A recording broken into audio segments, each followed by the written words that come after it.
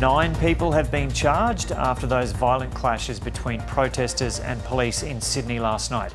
Demonstrators opposed to a visit by the Israeli president claimed they were the victims of police brutality. Officers insist they were assaulted by aggressive protesters. The Premier has backed the police, saying they were put in an impossible situation. A night of protest turns into chaos.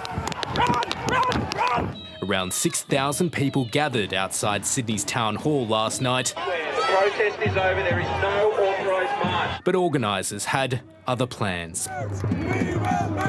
Police then moved in. This man appears to be punched repeatedly by an officer in what witnesses say was an unprovoked attack. Having an angry and violent mob marching on police is not a situation that I want our officers in. I was trying to appeal to the crowd and to the police to allow us to disperse when the police charged in with horses, pepper sprayed, and the violence only escalated. Police appeared to strike this man in the head multiple times. After much of the crowd had been moved along, police broke up this group in the middle of Muslim prayer. It's the backbone of our faith, and hence why it's so disrespectful. Greens MP Abigail Boyd says she was punched in the head during the interaction. I've never seen anything so brutal in my life. This is not Sydney. While this boy was thrown to the ground. Pulled me down on my face, one officer was kicking me, one officer was on my knee. It was the actions of the protesters that led police to have to go forward and disperse the crowd. Organisers say the plan was to march from Town Hall to State Parliament. Around the same time, the Israeli president was addressing 4,000 mourners at the International Convention Centre. It was absolutely essential that New South Wales Police were able to keep the two groups separate and apart. New South Wales Police's proportionate response was designed to keep the public safe. That event was kept secret from the public over security concerns. We've seen the propensity for violence in this country, and the police are determined that won't happen again. And the violence that we saw last night was devastating. And I know all Australians would have found those scenes very confronting. Police say this could have all been avoided if the protest was held here in Hyde Park, which is exempt from current public assembly restrictions. But organisers say they chose Town Hall to make sure they were seen and heard.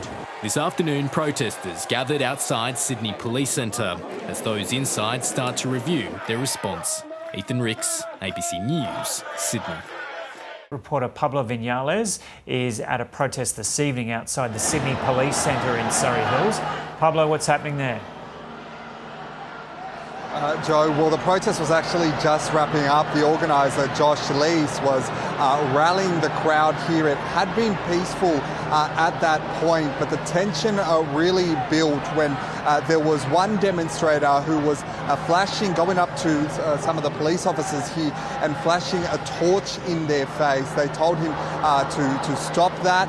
He continued to do it, and they quickly detained him, and that is where the situation escalated quite quickly. I'll just give you a sense of the scene now. Police have now come forward to the park. There seems to be a standoff. There are some demonstrators hurling abuse at police officers.